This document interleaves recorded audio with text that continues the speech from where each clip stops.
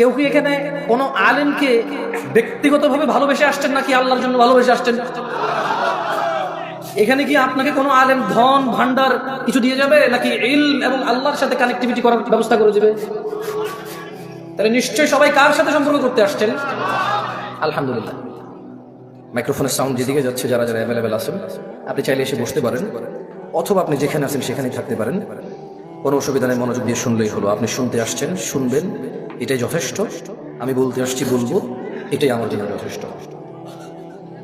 বাকি আমি যা বলবো তা আমি নিজে করবো, করার সর্বোচ্চ চেষ্টা করব, এটা আমার জন্য ফরজ। আপনি যা শুনবেন তা মেমোরাইজ করার চেষ্টা করবেন এবং সে অনুযায়ী নিজের জীবনকে পরিবর্তন করার চেষ্টা করবেন, এটা আপনার উপরে ফরজ। এর বাহিরে কোনো ল আর নাই, এর বাহিরে আর কোনো কি নাই, ল নাই। একটা কথা বলে রাখি আজকের পূর্বাচলের আমার ভাই ও বোনদের, আমি এই পৃথিবীতে মানুষের আল্লাহ যত সুন্দর তাকে রূপবতী করেন না কেন, যত সুন্দর আল্লাহ রূপবান করেন না কেন, উচ্চতায় 5 ফিট 7 ইঞ্চি, সুঠাম দেহ, পেট বাহিরে নাই, কি সুন্দর চিকচিকে ফর্সা একটা যুবক অথবা যুবতী, পকেটে যদি টাকা না থাকে সে মনে করে রব তাকে কিছুই দেয় না। সে তার ওই 2 হাত 2 পা, নাক, চোখ, মুখ, সুন্দর অবয়ব, একটা সমৃদ্ধ পরিবারে জন্মগ্রহণ, একটা সম্মানী সম্ভ্রান্ত পরিবারে জন্মগ্রহণকে সে তুচ্ছ মনে করে, কারণ তার পকেট খালি। বর্তমান যুবক যুবতী, বৃদ্ধ বৃদ্ধা সবাই রিজিক মানি টাকা, রিজিক মানি ডলার, রিজিক মানি রিয়াল, রিজিক মানি সোনা দানা গয়না, দালান কোঠা, জায়গা জমি, গাড়ি বাড়ি, এর বাহিরে কোনো কিছু রিস্ক মনে করে না কেউ। মানুষগুলো ভুলে যায় এই পুরো পৃথিবীর বিনিময়ে মানুষ 1 মিনিট বাড়তি বেঁচে থাকার ক্ষমতা রাখে না। এ মানুষগুলো ভুলে যায়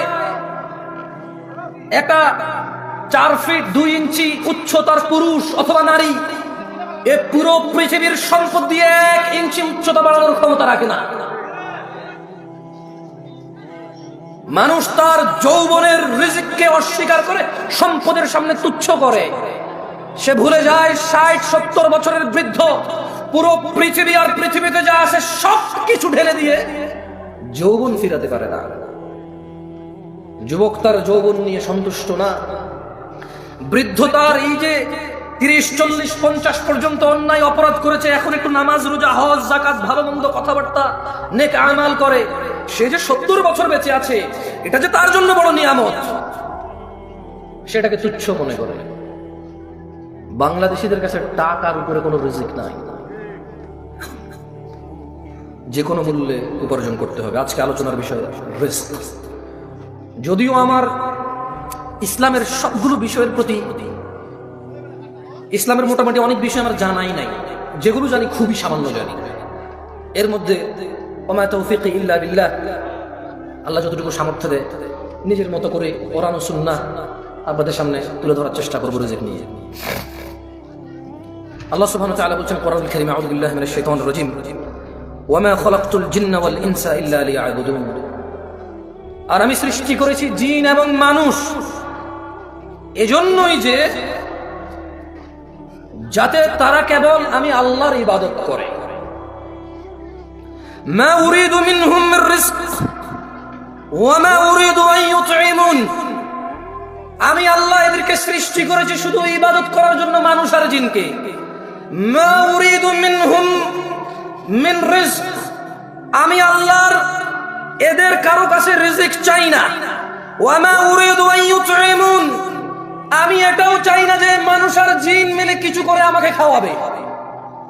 ওয়া মা খালাকতুল জিন্না ওয়াল ইনসা ইল্লা লিয়াবুদুন, আমি মানুষ আর জিনকে সৃষ্টি করেছি ইবাদতের জন্য, কেউ আমাকে রিজিক দেবে অথবা আমাকে খাওয়াবে। আচ্ছা, একটা কথা বুঝুন তো, এখানে আল্লাহ প্রথমে রিজিক বললো, পরে খাওয়াম বললো, তার মানে ইসলামে খাওয়া দাওয়াকে রিজিক বলে না, তাআম বলে। কি বলে? আরবিতে খাওয়া দাওয়াকে তাআম বলে। কি বলে? বাট রিজকের অংশ। কিসের অংশ?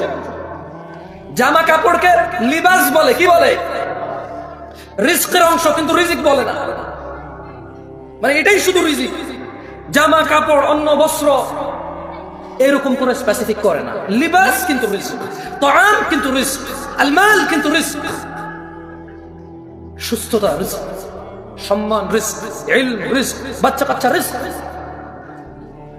সো আমরা বাংলাদেশিরা কনফিউজড, আমরা দ্বিধাদ্বন্দ্বের মধ্যে ভুগতেছি যে সম্পদ নাই মানে কিচ্ছু নাই, সম্পদ না মানে রিজিক নাই। আল্লাহ বলছেন ইন্নাল্লাহা হুয়ার রাজ্জাকু যুল কুওয়াতিল মাতিন, নিশ্চয়ই তিনিই তো রিজিক দাতা, প্রবল শক্তিধর পরাক্রমশালী। তাহলে আল্লাহ মানুষ আর জিনকে কেন সৃষ্টি করেছে? আল্লাহ কি মানুষ থেকে মানে তাআম, খাদ্য এবং রিজিক চায়? কি জন্য সৃষ্টি করেছে আল্লাহ? তিনি চায় আমরা কি করি? খাদ্য আর রিজিক তো উনি চায় না। এরপরে ইন্নাল্লাহা রাজ্জাকু যুল কুওয়াতিল মাতিন, নিশ্চয়ই আল্লাহ তিনি তো রিজিক দাতা এবং প্রবল শক্তিধর মহাপরাক্রমশালী। দিনী ভাইরা, আপনি যতই চুরি, দাড়ি, ডাকাতি, মারামারি, রাহাজানি, হত্যা, খুন, গুম, দুর্নীতি, সুদ, ঘুষ, আপনি পৃথিবীর যত অন্যায় অবলম্বন করেন না কেন, রিজক নির্ধারিত। আপনি আপনার নিজের রিজিক নিজে চুরি করেন, ডাকাতি করেন, ঘুষ খান, সুদ খান, অন্য কারো না খাইতে পারেন না, এগুলো নির্ধারিত আল্লাহর পক্ষ থেকে। আল্লাহ সুবহানাহু ওয়া তাআলা বলেন ইন্না কুল্লা শাইইন খালাকনাহু বিকদর, নিশ্চয়ই আমরা প্রত্যেক কিছু সৃষ্টি করেছি নির্ধারিত পরিমাপে। তিনি সুবহানাহু ওয়া তাআলা প্রত্যেকটা জিনিস, শুধু মানুষ নয়, যত কিছু তিনি সৃষ্টি করেছেন সব কিছু তিনি কি করেছেন? তিনি সুবহানাহু ওয়া তাআলা এটাকে পরিমাপে সৃষ্টি করেছেন, নির্ধারিত করেছেন সবার জন্য কে কি পাবে, কতটুকু পাবে, কখন পাবে, কোথায় পাবে, ইভেন কে কোথায় জন্ম নেবে, কে কোথায় মরবে, প্রত্যেক জিনিস নির্ধারিত। ভাইরা আমার, দিনী ভাইরা, আপনি যে চুরি, ডাকাতি, ঘুষ, সুদ, অন্যায়, অবিচার, অত্যাচার করে শুধু ধনাঢ্য হতে চান, আপনাকে একটা কথা বলে রাখি, মায়ের পেটে থাকা অবস্থায় রিজিক লিপিবদ্ধ হয়ে যায়। চুরি ডাকাতি করে বাড়ানো যায় না, হালাল পথে থাকলে কারো কমে যায় না, মায়ের পেটে থাকা অবস্থায় রিজিক লিপিবদ্ধ হয়ে যায়। ভাইরা আমার, আল্লাহ নবী সাল্লাল্লাহু আলাইহি ওয়াসাল্লাম বলেন ইয়াবআতুল্লাহু মালাকান ফায়ু'মারু বিআরবা'a, আল্লাহ একজন ফেরেশতাকে প্রেরণ করেন, তাকে চারটি ব্যাপারে লিপিবদ্ধ করার জন্য নির্দেশ প্রদান করেন। আল্লাহ সুবহানাহু ওয়া তাআলা বাচ্চা যখন মায়ের পেটে থাকে, একজন ফেরেশতাকে কি করেন? তিনি প্রেরণ করেন। ফেরেশতা চারটি বিষয় নির্ধারণ করে। কয়টি বিষয়? চারটি বিষয়। ফেরেশতা তার নির্ধারণ করে দেন তার রিজিক এবং তার জীবনকাল, মানে সে কতদিন বাঁচবে, তার সুখ ও দুঃখ, অর্থাৎ নেককার নাকি বদকার হবে সে। কয়টি জিনিস লিপিবদ্ধ করে মায়ের পেটে? কয়টি? প্রথমে, মাইকে সাউন্ড বেশি, আপনারা কি বোঝেন না? কথা কি পরিষ্কার বোঝা যায়? কয়টি জিনিস লিপিবদ্ধ করে? প্রথম, তারপর খাই ফেলছে, দেখছেন? আমি আবার পড়ে শোনাই, কেমন? খায়েন না ভাই, খাওয়ার জন্য এই দেশে জিনিসের অভাব নেই, ওয়াজ খাই ফেলিয়েন না, কেমন? খাওয়ার জন্য জিনিসের অভাব নাই, কনসেন্ট্রেশন করার চেষ্টা। দেখেন, you are few of people, আমি বলবো না যারা চলে গেছে তারা খারাপ, কারণ কারো কালকে ডিউটি আছে, কারো কালকে কোথাও অ্যাপয়েন্টমেন্ট আছে, কারো শারীরিক দুর্বলতা আছে, কারো মানসিক দুর্বলতা আছে, কারো অপারগতা আছে, কেউ শীতের জামা কাপড় নিয়ে আসে নাই, কেউ দূর দূরান্ত থেকে আসছে না। তো আমি বলবো না যে কেন চলে গেছে সবাই ভালো না, এটা ঠিক না। তবে আপনারা একটু ভেবে দেখেন, আপনারা কারা? আপনারা হচ্ছেন তারা যারা আজকের এই প্রোগ্রামকে শেষ করে যাবেন চিন্তা করেছেন, যারা আজকে এই প্রোগ্রামের পরিপূর্ণ কল্যাণের অপেক্ষা করছেন, আশা করছেন, আকাঙ্ক্ষা করছেন। এই রাত 11:30টায় যদি আপনি কোথাও বসে থাকেন দিন শিখার জন্য, এরপর যদি মনোযোগ না দেন, আপনার চাইতে বোকা মানুষ, লসকারী, ক্ষতিগ্রস্ত আমি তো আর কাউকে দেখি না। আমার বলার ধরনই ভুল থাকতে পারে, আমার বলার ধরন এত আকর্ষিত নাও হতে পারে, অ্যাট্রাকটিভ নাও হতে পারে, তবে দেখেন, আমি কোরআন সুন্নাহ থেকে কথা বলবো সুন্দর করে গুছায়। আপনার মন মতো না হলো দেখেন আপনি শিখতে পারেন কিনা। রাসূলুল্লাহ সাল্লাল্লাহু আলাইহি সাল্লাম বলেন, আল্লাহ সুবহানাহু ওয়া তাআলা একজন ফেরেশতাকে প্রেরণ করেন, তাকে চারটি, তোমাদের এই কি ডাল চাল নিয়ে খেলাধুলা হচ্ছে জায়গা, কারা এরা? ডেকোরেটর তো খাবারের ওখানে হাঙ্গামা করছে, ক্ষুধার্ত লোকগুলোকে তোমরা বসায় রাখছো, তাহলে খাইতে দাও, চুপচাপ করো, ওদেরকে খাইতে দিয়া। খাওয়ার জন্য যদি করো মুখে দিয়ে দাও না ভাতটা, তোমরা সব হেল্প করো, দুইজনে দুই হাতে নিয়ে মুখে দিয়ে দাও, ও চুপ করো, ও খাবে তো খাক না।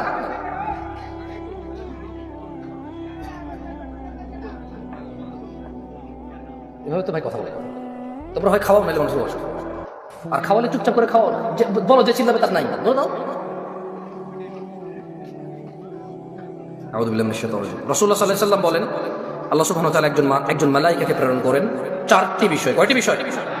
চারটি ব্যাপারে লিপিবদ্ধ করার জন্য আল্লাহ সুবহানাহু ওয়া তাআলা একজন ফেরেশতাকে প্রেরণ করেন। প্রথমে ওর রিজিক লিপিবদ্ধ করে, 2 জীবনকাল কতদিন বাঁচবে তা লিপিবদ্ধ করে, 3 সুখ দুঃখ, সুখ, 4 দুঃখ অর্থাৎ সে নেককার বা বদকার তা লিপিবদ্ধ হয়ে যায়। সুবহানাল্লাহি ওয়া বিহামদিহি সুবহানাল্লাহ। কয়টি বিষয়? 1 2 3 4।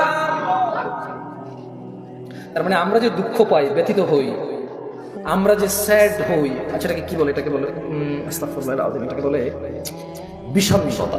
কি বলে এটাকে? মানে আমরা যে বিষণ্ণ হই, আমাদের যে মন খারাপ হয়, মন উদাসীন হয়, মন ছোট হয়, খারাপ হয়, ভীতু হয়, এগুলো সব লিপিবদ্ধ। আলহামদুলিল্লাহি আলা কুল্লি হাল, সর্ব অবস্থায় কার প্রশংসা? কার? আল্লাহর প্রশংসা। দেখেন দিনী ভাইরা আমার, আপনারা সৌভাগ্যবান। কেন বলবো জানেন? আমিও সৌভাগ্যবান আজকে। আল্লাহ আমাকে কবুল করুন, আপনাদেরকে কবুল করুন। আমি আপনাদের এখানে কি বলবো এটা নিয়ে চিন্তা করতেছিলাম। আমি আজকে রিজিক নিয়ে আলোচনা করতাম না, মূলত আমি হঠাৎ করে একটা হাদিস আমার চোখে পড়ছে। ওই একটা হাদিস চোখে পড়ার পরে আমি চিন্তা করছি ঠিক আছে একটু রিজিক নিয়েই বলি, যেহেতু এই হাদিসটা খুব ভালো লাগছে আমার। মানে আমি অনেক আগে পড়েছি, আমার মনে নাই এটা। পৃথিবীতে কত ইনসিডেন্ট ঘটছে আমার সামনে, ক্ষতি, লাভ, লস, দুঃখ, কষ্ট, সুখ, উচ্ছ্বাস, আনন্দ, বিষণ্ণতা, বহু কিছু ফেস করছি। এই হাদিসটা আমার মনে পড়ে নাই। কিন্তু আজকে আপনাদের কি বলবো এই জন্য করছি। এখানে দেখেন আল্লাহ নবী সাল্লাল্লাহু আলাইহি ওয়াসাল্লাম থেকে আল্লাহ নবী সাল্লাল্লাহু আলাইহি ওয়াসাল্লাম বলেছেন, তিনি বলছেন যে ইন্নাল্লাহা ইউতি দুনিয়া মান ইউহিব ওয়া মান লা ইউহিব।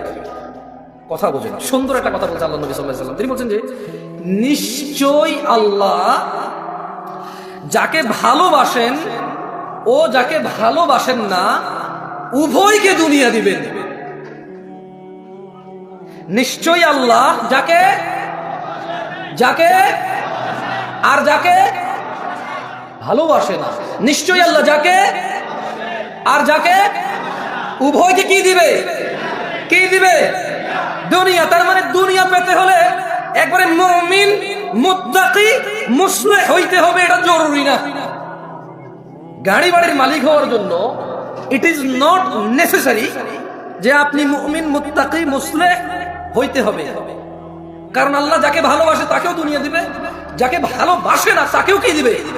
দুনিয়া। এরপরে বলছেন যে ওয়ালা ইউতিল ঈমান ইল্লা মান আহাব। পূর্বাচলের মানুষ, আমি জানি না কোন বোন এখন উপস্থিত আছে কিনা, রাত প্রায় 11:30 প্লাস, রাত প্রায় 12টা বাজে। ও আমার ভাই ও বোনরা, এই হাদিসের দিকে একটু লক্ষ্য করেন। ইন্নাল্লাহা ইউতিদ দুনিয়া মান ইউহিব ওয়া মান লা ইউহিব। আল্লাহ দুনিয়া দিবে, গাড়ি দিবে, বাড়ি দিবে, সম্মান দিবে, সম্ভ্রম দিবে, সব কিছু দিবে, ক্ষমতা দিবে যাকে আল্লাহ ভালোবাসে আর যাকে ভালোবাসে না উভয়কে। ওয়ালা ইউতিল ঈমান, কিন্তু আল্লাহ ঈমান দিবে শুধু তাকেই, ইল্লা মান আহাব, যাকে আল্লাহ ভালোবাসে শুধু তাকেই আল্লাহ ঈমান দিবে। আল্লাহর কাছ থেকে ঈমান পাইতে হইলে আল্লাহর ভালোবাসার উপযোগী হইতে হবে, এই ছাড়া ঈমান পাওয়া যাবে না। ঈমানদার তো অনেক দূরে, আল্লাহ ঈমানই দিবে না যদি আল্লাহ আপনাকে না ভালোবাসে। আল্লাহর ভালোবাসা পাবেন কিভাবে বলতে পারবেন? আল্লাহ বলেন কুল ইন কুনতুম তুহিব্বুনাল্লাহ। ও মুহাম্মদ সাল্লাল্লাহু আলাইহি ওয়াসাল্লাম এদেরকে বলে দেন, ইন কুনতুম তুহিব্বুনাল্লাহ, যদি তোমরা আল্লাহকে ভালোবাসো, ফাত্তাবিউনি, আমি মুস্তাফা সাল্লাল্লাহু আলাইহি ওয়াসাল্লামের অনুসরণ করো, ইউহিব্বুকুমুল্লাহ, যদি আমি মুহাম্মদের অনুসরণ করো, ওই আল্লাহ আরশে আযীমের মালিক উনি নিজেই তুমি বান্দাকে, সৃষ্টিকে ওই আল্লাহ নিজেই ভালোবাসবে। আল্লাহ ভালোবাসবে কাকে? জবাব ঠিক হয়েছে, সবাই বলেন আল্লাহ কাকে ভালোবাসবে? যে নবীর অনুসরণ করে আল্লাহ কাকে ভালোবাসবে? আল্লাহ কাকে ভালোবাসবে? যে বাঁ হাতে খায় সে কি নবীর অনুসরণ করে? যে টাকনুর নিচে পড়ে সে কি রাসূলের অনুসরণ করে? যে দাঁড়িয়ে দাঁড়িয়ে খায় সে কি রাসূলের অনুসরণ করে? যে ডান পায়ে টয়লেটে যায় সে কি রাসূলের অনুসরণ করে? যে বাম পায়ে মসজিদে ঢুকে সে কি রাসূলের অনুসরণ করে? যে গালিগালাজ করে সে কি নবীর অনুসরণ করে? যে হারামখোর সে কি নবীর অনুসরণ করে? যে জিনাকারী সে কি নবীর অনুসরণ করে? যে দ্বীনের মধ্যে নেকির আশায় নতুন নতুন সুন্দর সুন্দর ভালো ভালো কাজ করে ইবাদত বলে চালিয়ে দেওয়ার জন্য নবী বলেনি সে কি নবীর অনুসরণ করে? তাহলে কে নবীর অনুসরণ করে? কুল্লু উম্মতি ইয়াদখুলুনাল জান্নাহ। ইয়া নাস, মানুষ, তিনি সাল্লাল্লাহু আলাইহি ওয়াসাল্লাম বলেছে কুল্লু উম্মতি ইয়াদখুলুনাল জান্নাহ, আমার উম্মতের সবাই জান্নাতে যাবে। সুবহানাল্লাহ। ইল্লা মান আবা, আবা জান্নাতে যাবে না। সাহাবারা বললেন ইয়া রাসূলুল্লাহ সাল্লাল্লাহু আলাইহি ওয়াসাল্লাম ওয়া মান ইয়াবা ইয়া রাসূলুল্লাহ সাল্লাল্লাহু আলাইহি ওয়াসাল্লাম, ইয়া রাসূলুল্লাহ কে আবা? তিনি সাল্লাল্লাহু আলাইহি ওয়াসাল্লাম বললেন মান আতাআনি, যে আমি মুস্তাফার অনুসরণ করে, যে আমি মুহাম্মদের অনুসরণ করে, দাখালাল জান্নাহ, সে জান্নাতে যাবে। ওয়া মান আসানি, যে আমাকে অনুসরণ করে না, প্রত্যাখ্যান করে, যে আমাকে মেনে নেয় না, আমার মতো করে না, সে হচ্ছে আবা। ওয়া মান আসা ফাহুয়া আবা, যে আমার অনুসরণ করে না। আচ্ছা, দাড়ি যে কাটছেন কার অনুসরণ বলতে পারেন? হ্যাঁ, দাড়ি কাটা কার অনুসরণ? ওই যে ছেলে ছিঁড়া প্যান্ট পরে আসছে কার অনুসরণ? এই যে এখানে ছেলে এখান দিয়ে চুল এমনি কাটছে কার অনুসরণ? এই যে ছেলে 7 নম্বর 8 নম্বর 10 নম্বর 11 নম্বর জার্সি ছাড়া পড়বে না কার অনুসরণ? এই যে 10-12টা মানুষ একটা কিছু একটা নিয়ে ঘুরলো, কিছু একটা করলো, 11 কোটি 12 কোটি মানুষ টিভিতে মাঠে ঘাটে বসে দেখে কার? এই যে ক্যামেরাম্যান সারাদিন ওয়াজ রেকর্ড করে, আল্লাহ 30 দিন ওয়াজ রেকর্ড করে, কোথাও না কোথাও টাকুর নিচে প্যান্ট পরে দাড়ি করে, কি জন্য ওয়াজ রেকর্ড করে বলেন তো একটু? আস্তাগফিরুল্লাহ। আপনি কি আল্লাহ, আপনি গ্রন্থ জানেন? থাক বললাম না ভাই, ওরাই জানে কি জানে, কারণ ওরা যা ওয়াজ শুনে পরে বলবে যে আপনি কিভাবে জানেন আমি মুনাফিক? আপনি নিজেই মুনাফিক, আমাকে মুনাফিক বলা কেন? কারণ ও বলবে দরকার নেই কিছু, ভাই ডোন্ট টেক এনি রিস্ক, ওকে? আর আসলে কাউকে তো মানে ছেলেগুলোর সামনে আসলে কিভাবে তো লজ্জা দেওয়া উচিত, মানে তোমার কি উচিত হয়েছে এখন আমার সাথে কানেক্ট হওয়া? বলো, আমি তো মাহফিল করতেছি ওদের সাথে, তোমার সাথে আমি ম্যান টু ম্যান কানেক্ট হলে আমার বিষয় কি হবে? তোমার তো উচিত হয় না ভাইয়ের সাথে এখন কানেক্ট হওয়া ম্যান টু ম্যান। তো মাহফিল শেষে বলো কোনো কথা থাকলে, এটা ঠিক না, বক্তব্য বিগড়ে যায়। এই যে ছেলেগুলো লাইভ করে, রেকর্ড করে, এডিট করে, থাম্বনেইল দেয়, এরপর এটা ছাড়ে, এই দেখুন জামশেদ মজুমদার কাঁদিয়ে দিলেন সবাইকে, হুদা এরকম চোখের পানিতে লাগাই দেয় ছবি। আমি এরপরে এরপর আমি নিজের ওয়াজে নিজে ক্লিক করি, আমি তো কান্দি নেই, কেউ কান্দে না। এরপরে লিখলো যে এরকম বক্তব্য জীবনও শোনেন নাই, আমি ক্লিক করলাম, আমি কইটা তো আমি কইছি ঠিক আছে, আমি জীবনে বহুত শুনছি এই বিষয়ে আলোচনা, কে কইছি শুনিনি এরকম বক্তব্য? যদি খালি আমি এখানে বলি যে আমি এই সিজনের জন্য এটা শেষ ওয়াজ, হয়তো টাইটেল দেবে কি জামশেদ মজুমদার তার শেষ মুহূর্তে কি বললেন, মনে হয় আমি মারা গেছি পরে। To just have a click, okay? একটা ক্লিক পাওয়ার জন্য, nothing else, কিছু না। সো আয়োজন করে মাহফিলের, রেকর্ড করে মাহফিলের, লেকচার করে মাহফিলে, শ্রোতা শুনে মাহফিল, দিন শেষে কারোই কোনো পরিবর্তন নেই। ঠিক বলার খুব শখ না, আমি কয়েকবার বলি ঠিক কিনা বলেন, তারপর বলি না, কেমন? আমি পার্সোনালি পছন্দ করি না ঠিক আপনি বলুন, আপনি না বললেও তো ঠিক, আমি কি ভুল ধরেন আমি এটা ভুল মনে করে করতেছি, আমি তো ঠিক মনে করে করতেছি, ঠিক কিনা হয়েছে তো? আর ঠিক বলি না, কেমন? বেশ কয়েকবার বলা দিছি না, আর বলার দরকার নেই ঠিক, কারণ আপনাদের মুখ তো নড়ানো লাগে, ঠিক না? এখনো বাকি আছে ঠিক বলার। আচ্ছা এবার আসেন তো, মায়ের পেটে কয়টি জিনিস লেখা হয়? 1 নাম্বার, 2 নাম্বার হায়া, জীবনকাল। কি কাল? জীবনকাল। তারপরে হচ্ছে 3 নাম্বার, 4 নাম্বার আল্লাহ দুনিয়া কাকে কাকে দিবে? সবাই বলতে কে? বেশি হয়ে যাবে। তাহলে আমি আরো সুন্দর করে প্রশ্ন করি, আল্লাহ দুনিয়া দিবে যাকে আর যাকে ওকে ঈমান দিবে কাকে? ঈমান দিবে কাকে? ঈমান কে দেয়? আল্লাহর ভালোবাসা পাবে কে? মাশাআল্লাহ মাশাআল্লাহ মুমতাজ। এটা হলো সুবহান। ওসব বক্তব্য মুখস্থ হয়ে গেছে না ওদের? এখন পর্যন্ত যা যা বলছে ওদের কিন্তু মুখস্থ হয়ে গেছে, মানে হুকুম মুখস্থ হয়ে গেছে। হাদিস মুখস্থ না হলে হুকুম কি হয়েছে? এটাই দরকার আমাদের। আমরা চাই আমরা কথা বলবো, আপনি যদি হাদিস এবং কোরআনের আয়াত মুখস্থ না করতে পারেন, কিন্তু যা বলেছে হুকুম আপনি মুখস্থ করুন, আদেশ এবং নিষেধগুলো আপনি মুখস্থ করুন। আল্লাহ আমাদেরকে তৌফিক দান করুন।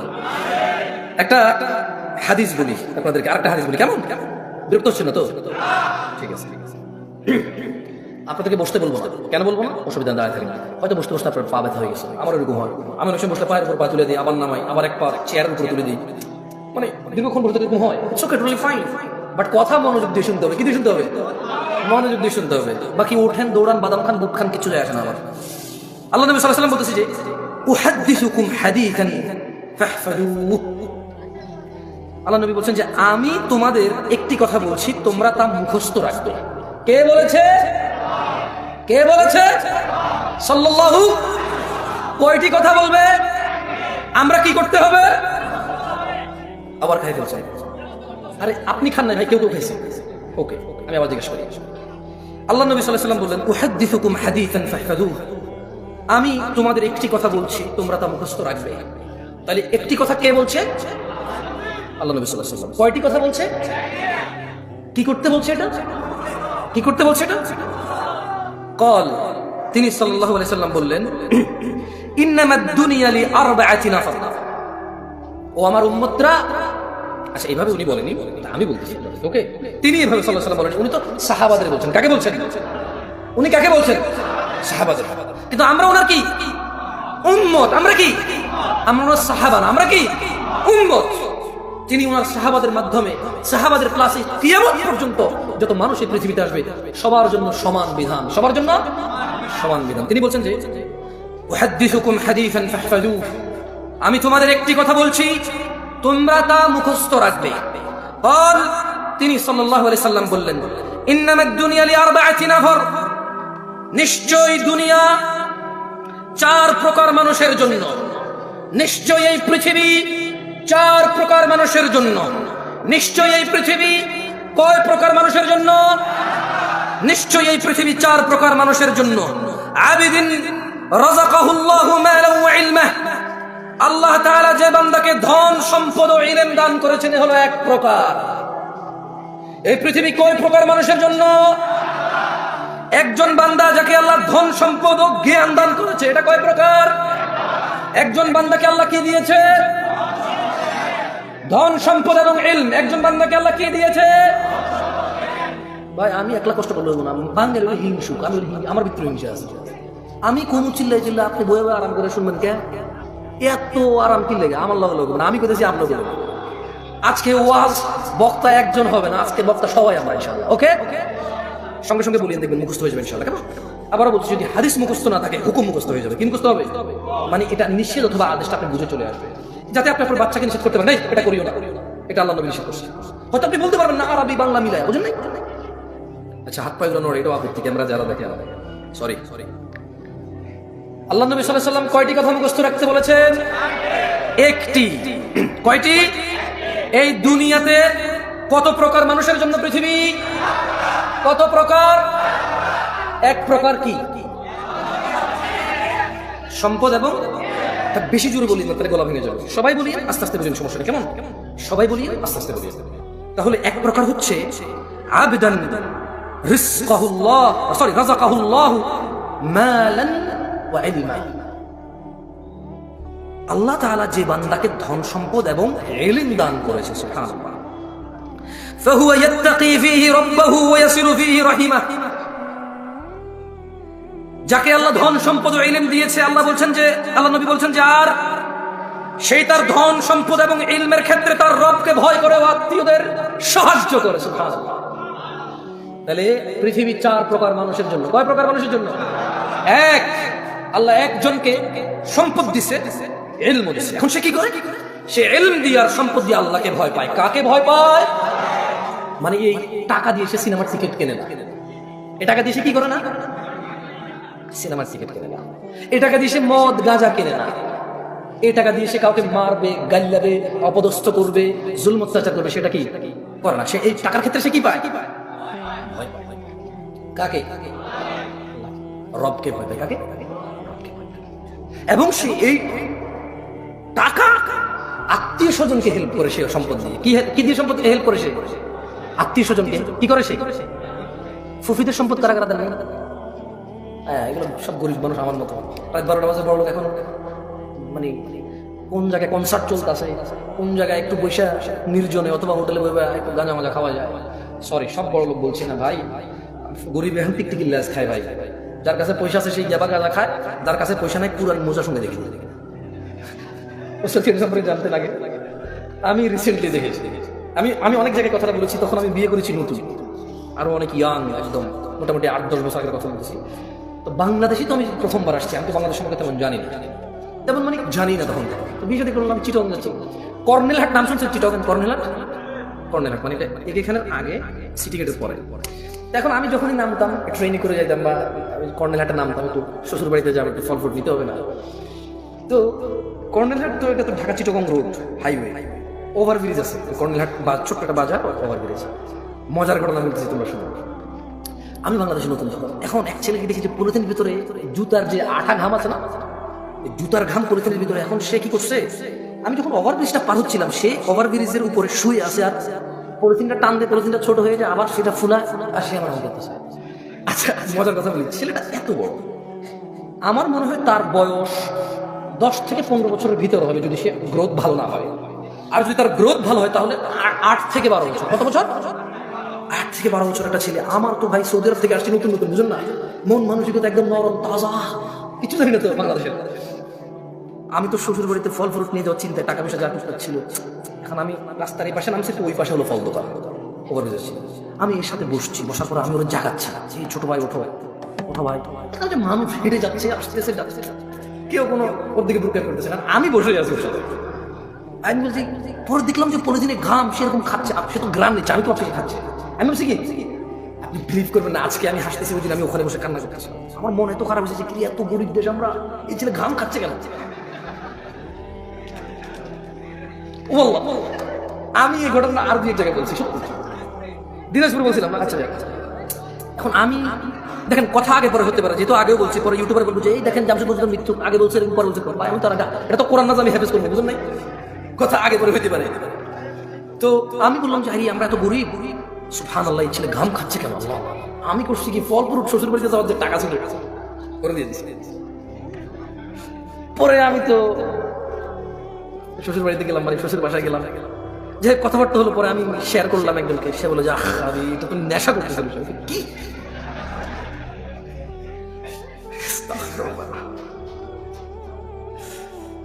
অপরাধ করতে টাকা লাগে না, অপরাধ করতে কি লাগে না, টাকা লাগে না। মানুষ অপরাধ করেই তো টাকার জন্য। যদি অপরাধ করতে টাকা লাগতো তাহলে টাকা থাকার পরে অপরাধ করতে পারতো, কিন্তু সে অপরাধ করেই তো টাকার জন্য।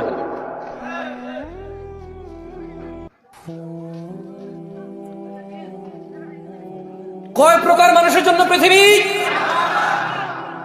এর মধ্যে এক প্রকার হচ্ছে যাকে আল্লাহ কি দিয়েছে, ইলম এবং ধন সম্পদ। সেই ধন সম্পদের ইলম দিয়ে কাকে ভয় পায়? আত্মীয় স্বজনকে কি করে? সাহায্য করে। এর কয় প্রকার? এক প্রকার। ওয়াইলামু লিল্লাহি ফিহি হাক্কা, এবং সে জানে এতে এই সম্পদ আল্লাহ তাআলার প্রতি হক আছে। ফাহাদা বিআফদালিল মানাজিল, ও পূর্বাঞ্চলের মানুষ, ও 40 বছর আগের ফকির মিসকিন, যখন এই পূর্বাঞ্চলের সম্পদের কাঠা 2 লাখ টাকা ছিল না, যেই কাঠা এখন 3 কোটি 4 কোটি টাকায় বেচা, আর বড় লোকে দেখা হবে। যখন তোমার এখানে জমির কাঠা, আরে কাঠা কিসের বিঘা বলে, তো কিসের কাঠা? 50 বছর আগে কাঠা দেখাইতে আসছে আমার। কে 50 বছর আগে কাঠা জমি বিক্রি করছে, কাঠা জমি কিনছে? কে? কোন এমন ফকিন্নি লোক ছিল যে কাঠায় জমি কিনছে? কোন এমন বড় লোক ছিল যে এক কাঠা বিক্রি করবো ভাই, বেশি বিক্রি করবো না? বিঘা বিঘা কিনে কোথায় ছিল? আরে ও পূর্বাঞ্চলের ফকির দরিদ্ররা 50 বছর আগে। তোমাদের বাপ দাদাদের এত সম্পদ ছিল না, যারা আমরা গ্রামে ছিলাম তাদের যতটুকু ছিল, 400 বিঘা 500 বিঘা গ্রামাঞ্চলের মানুষের ছিল। 200 মন 400 মন ধান হয়তো গ্রামাঞ্চলের ধনী মানুষদের। তোমাদের এখানে কে এমন ধনী যার 100 বছর আগে এরকম 1000 মন ধান হয়েছে?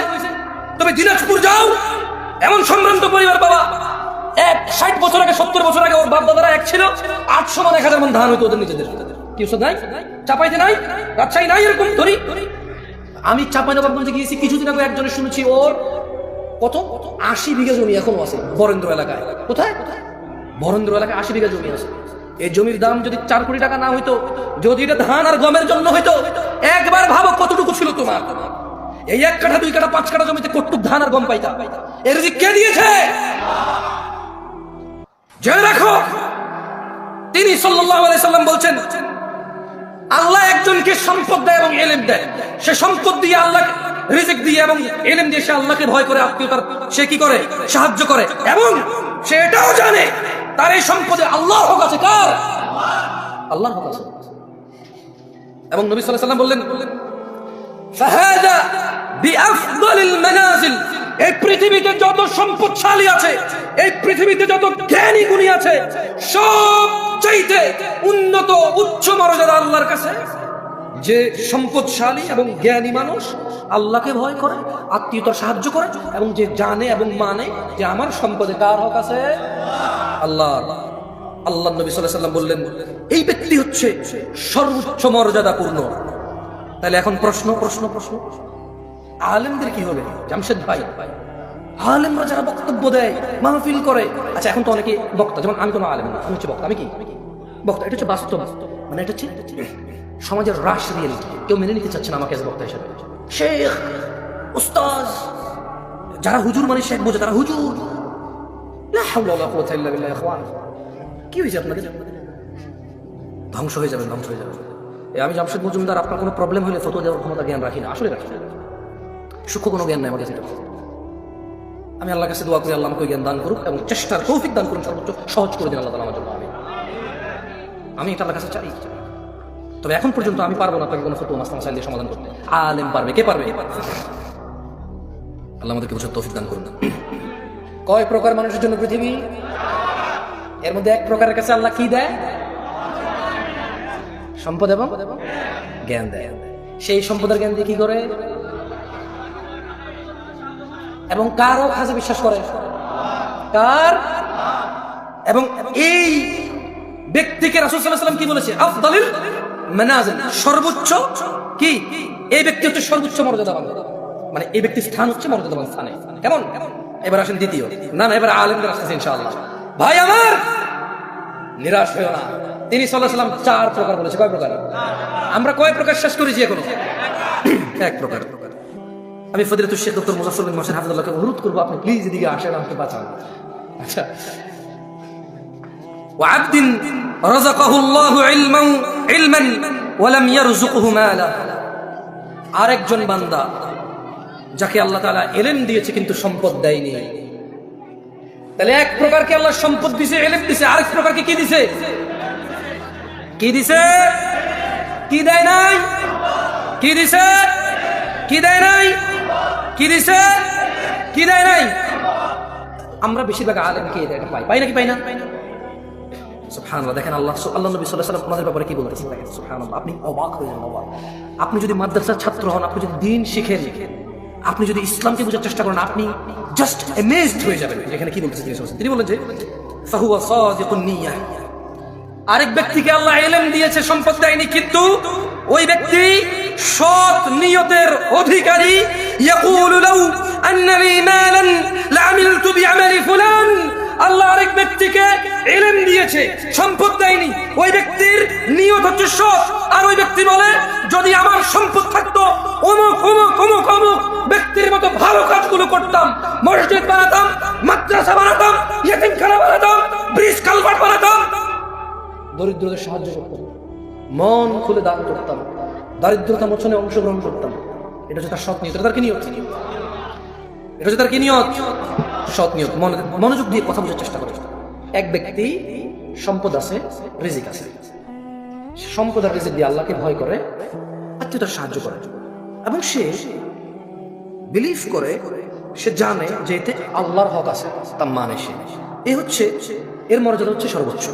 আরেক ব্যক্তি যার ইলম আছে, জ্ঞান আছে, সম্পদ নাই, কিন্তু ও সৎ নিয়তের অধিকারী, এবং সে সংকল্প করে এবং সে বলে যে আমার যদি সম্পদ থাকতো তাহলে ওই যে অমুক, ওই যে অমুক অমুক, এই অমুক কাকে বলছে বলেন তো?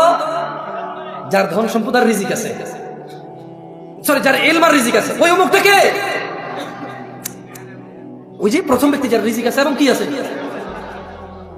এই যার কাছে ইলম আছে এবং সম্পদ নাই, সে বলে যে আমি অমুক অমুক অমুক অমুকের মতো ভালো কাজ করতাম। ব্যক্তির মতো কি করতো? সে ভালো কাজ করতো। আল্লাহ নবী কি বলেছেন দেখেন, সুবহানাল্লাহ, বলেছেন যে ফাহুয়া বিনিয়াতিহি ফাআজরুহুমা সাওয়া। এই ধরনের লোকের মর্যাদা তার নিয়ত মোতাবেক নির্ধারিত হবে, এই দুইজনের সব সমান হবে।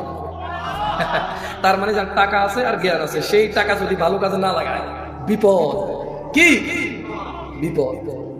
কিন্তু যার ইলম আছে, টাকা নাই, সত্যিয়তের অধিকারী, আর মনে মনে সংকল্প করে টাকা থাকলে মসজিদ বানাইতে পারতাম, এটা সুন্দর, এখানে ওখানেটা করে দিতাম, আমার কাছে টাকা থাকলে এসি লাগাইতাম, তারপরে আমার কাছে টাকা থাকলে 5 তালা করে দিতাম, মানুষজন নামাজের জায়গা নেই, আরে অমুক মাদ্রাসায় এতিমরা পড়ে, ভালো খাওয়া দাওয়া খাইতে পারে না, এই শীতকালে ওদের এই টিনের ফাঁকে দিয়ে বাতাস ঢোকে, জানালাতে থাই গ্লাস লাগানো নাই, আমার কাছে টাকা থাকলে থাই গ্লাস লাগাই দিতাম, এতিমগুলো সুন্দর করে থাকতো, অমুক, সেগুলো ভাবে, এগুলো সে কি করে? এতেই তার, ওই যে ব্যক্তি করে টাকা খরচ করে এর সব সমান সমান হয়ে যাবে। সুবহানাল্লাহ। তাহলে কয় প্রকার পাইলাম আমরা এখন পর্যন্ত?